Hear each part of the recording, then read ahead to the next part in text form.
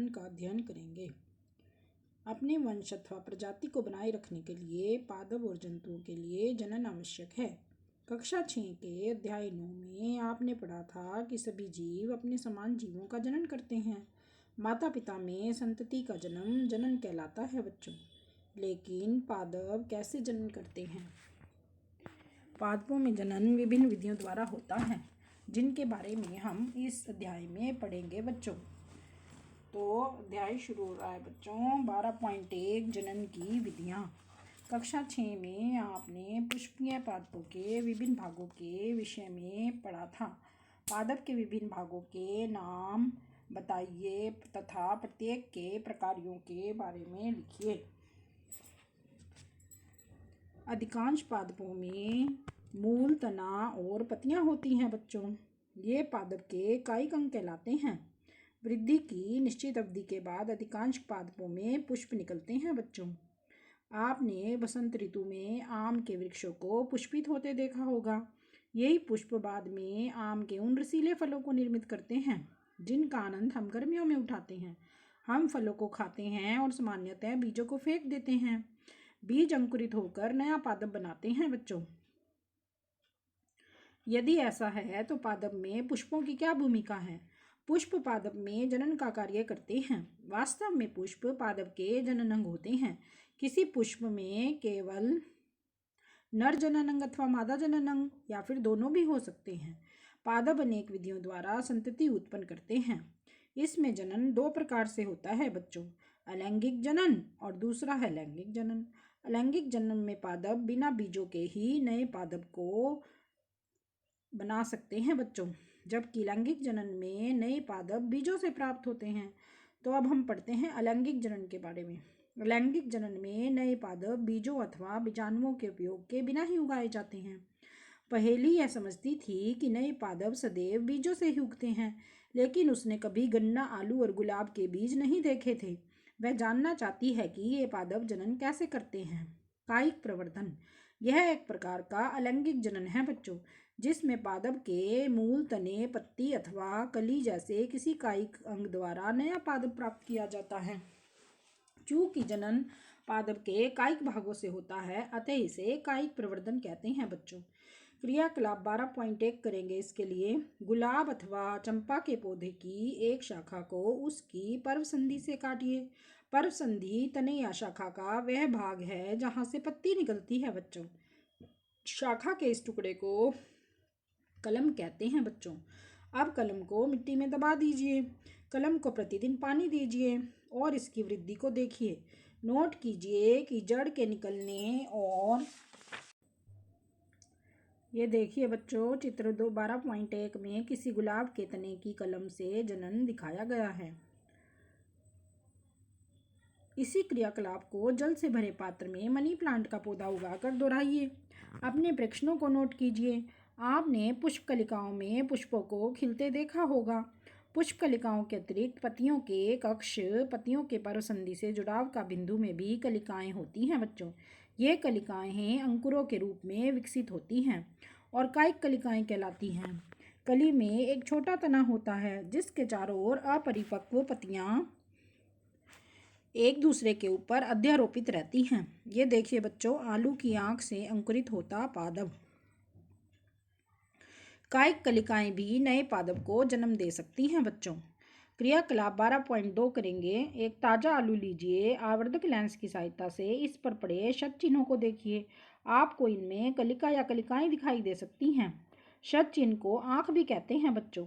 आलू के कुछ टुकड़े काटिए जिनमें से प्रत्येक में एक आँख अवश्य हो और उन्हें मिट्टी में दबा दीजिए। उस स्थान पर कुछ दिनों तक पानी डालते रहिए जहां आपने आलू के टुकड़ों को मिट्टी में दबाया था।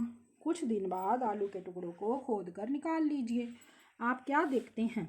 इस प्रकार आप अदरक अथवा हल्दी भी उगा सकते हैं बच्चों, जैसे कि चित्र 12.3 में देखो अदरक का एक टुकड़ा जिसमें से नए पादप अंकुरित हो रहे हैं। ब्रायोफाइलम या पत्थर चट भी पत्ती के किनारे में गर्त में कलिकाओं में होता है। यदि इस पादप की पत्ती आर्द्र या मृदा पर गिर जाए तो प्रत्येक कलिका नए पादप को जन्म दे सकती है बच्चों। कुछ पादपों की जड़ें नए पादपों को जन्म दे सकती हैं, उदाहरण के लिए शकरकंद और डहलिया।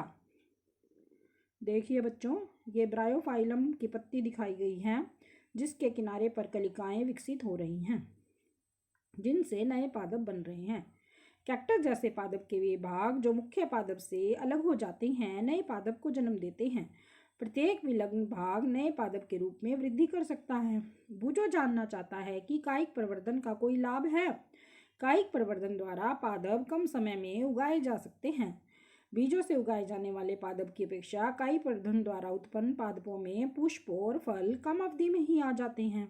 नए पादप जनक पादप की यथार्थ प्रतिलिपि होते हैं बच्चों, क्योंकि वे एक ही जनक द्वारा उत्पन्न होते हैं।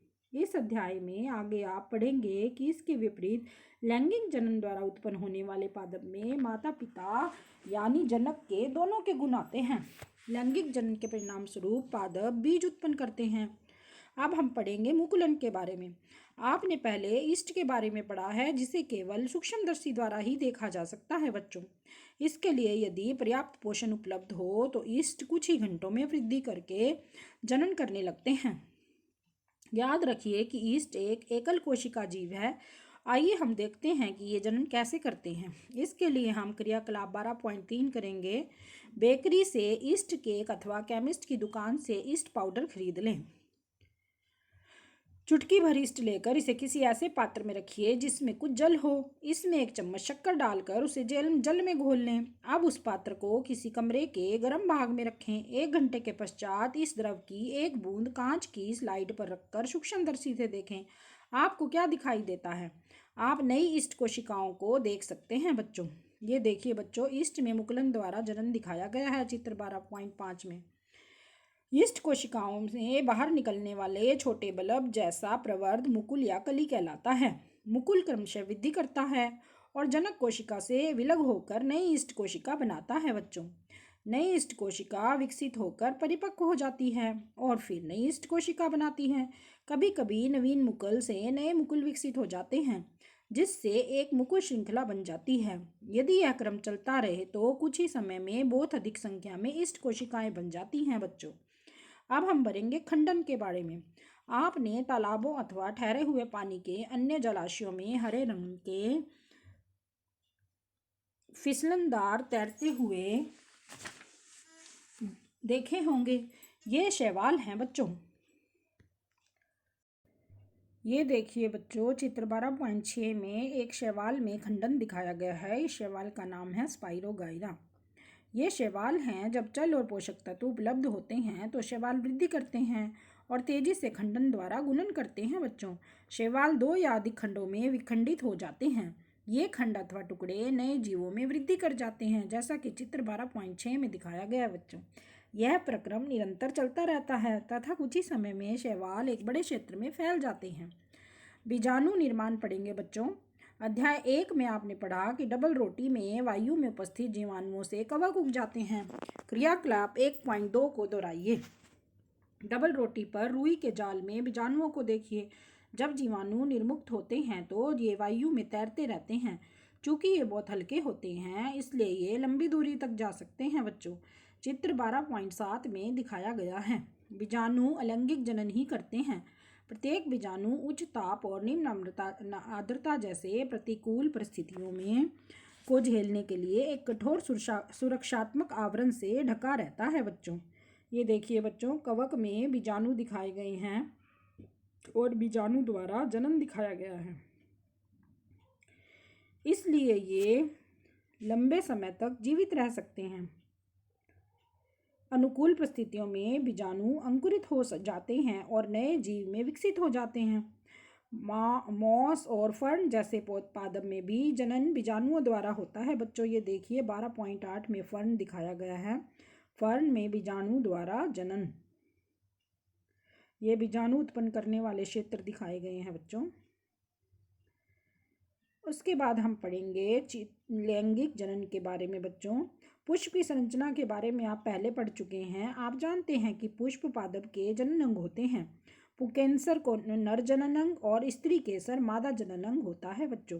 क्रियाकलाप 12.4 करेंगे। सरसों, गुड़हल या पिटूनिया या का कोई पुष्प लीजिए और इसके जनन अंगों को पृथक कीजिए पुकेसर और स्त्री केसर के विभिन्न भागों का अध्ययन कीजिए। ऐसे पुष्प जिनमें या तो केवल पुकेसर अथवा स्त्री केसर उपस्थित होता है एक लिंगी पुष्प कहलाते हैं बच्चों। जिन पुष्पों में पुकेसर और स्त्री केसर दोनों होते हैं बच्चों वे द्विलिंगी पुष्प कहलाते हैं। मक्का, पपीता, ककड़ी या खीरे के पौधे में एक लिंगी पुष्प होते हैं, जबकि सरसों, गुलाब और पिटूनिया के पौधों में द्विलिंगी पुष्प होते हैं बच्चों। ये देखिए बच्चों 12.9 में पुकेसर दिखाया गया है। ये परागकोश और पुतंतु और स्त्री केसर के भाग हैं वर्तिकाग्र, वर्तिका और अंडाशय, जिसमें कि बीजांड है। नर और मादा एक लिंगी पुष्प दोनों एक ही पादप पर उपस्थित हो सकते हैं अथवा भिन्न पादपों पर भी पाए जा सकते हैं बच्चों। क्या आप पुकेसर में परागकोश और तंतु को पहचान कर सकते हैं? परागकोश में परागकण होते हैं बच्चों जो नर युग्मकों को बनाते हैं। स्त्री केसर में वर्तिकाग्र, वर्तिका और अंडाशय होते हैं। अंडाशय में एक या अधिक बीजांड होते हैं। मादा युग्मक अथवा अंड का निर्माण बीजांड में होता है बच्चों। लैंगिक जनन में नर और मादा युग्मकों के युग्मन से युग्मनज बनता है बच्चों। अब हम देखेंगे बूझो ये जानना चाहता है कि परागकण में उपस्थित नर युग्मक किस प्रकार बीजांड में उपस्थित मादा युग्मक तक पहुंचता है। इस क्रिया को परागण कहते हैं बच्चों। सामान्यतः परागकणों में दृढ़ सुरक्षात्मक आवरण होता है जो उन्हें सूखने से बचाता है। क्योंकि परागकण हल्के होते हैं अतः वे वायु अथवा जल द्वारा बहाकर ले जाए जा सकते हैं बच्चों। पुष्पों पर बैठने वाले कीटों के शरीर पर परागकण चिपक जाते हैं। जब कीट उसी प्रकार के किसी अन्य पुष्प पर बैठते हैं तो पुष्प के वर्तिकाग्र पर कुछ परागकण गिर जाते हैं।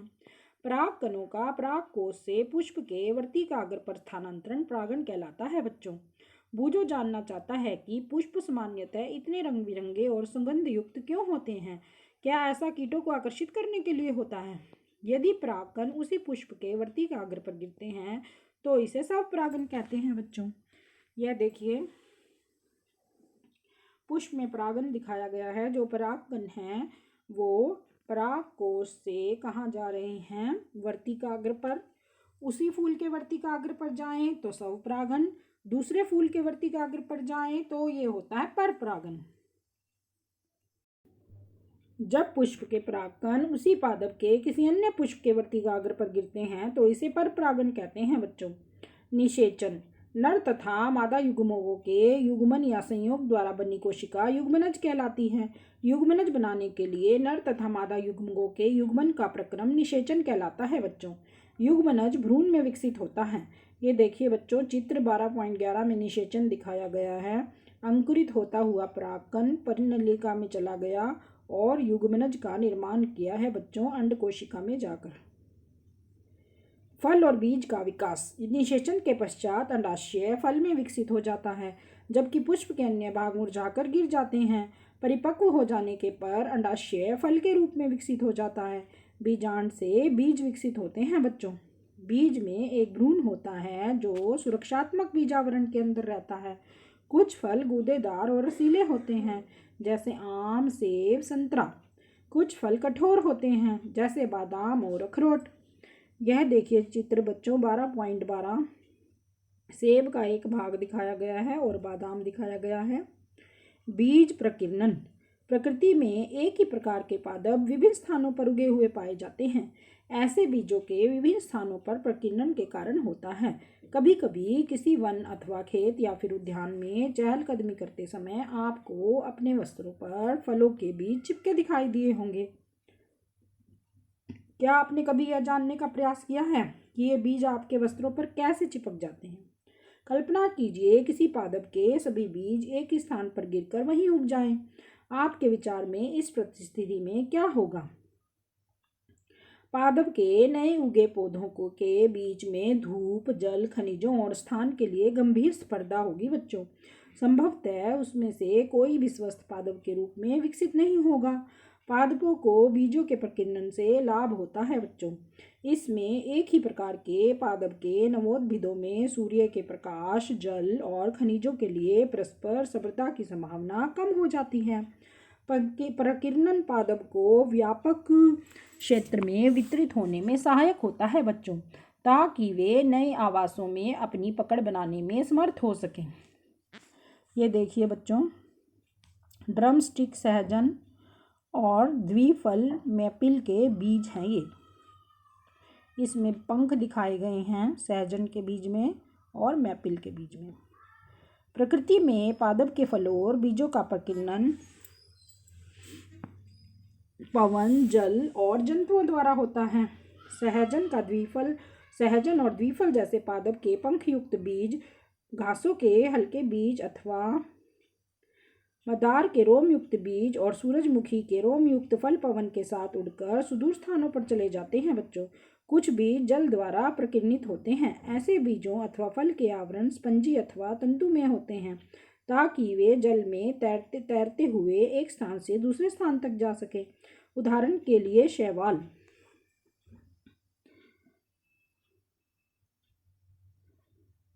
उदाहरण के लिए नारियल।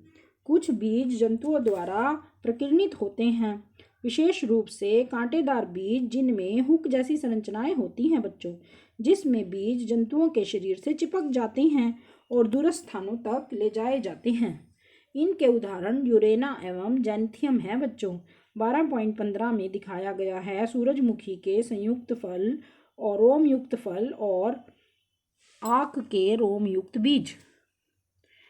इनके उदाहरण यूरेना एवं जैंथियम चित्र 12.15 में दिखाया गया बच्चों। जैंथियम कुछ पौधों के फल झटके के साथ फट जाते हैं जिससे उनके अंदर स्थित बीज प्रकीर्णित हो जाते हैं बच्चों। बीज जनक पादप से दूर जाकर गिरते हैं। एरंडोर बॉल्सम के पादप में भी ऐसा ही होता है बच्चों। इसी के साथ बच्चों हमारा ये वाला लेसन जो है वो पूरा हो गया है। धन्यवाद बच्चों।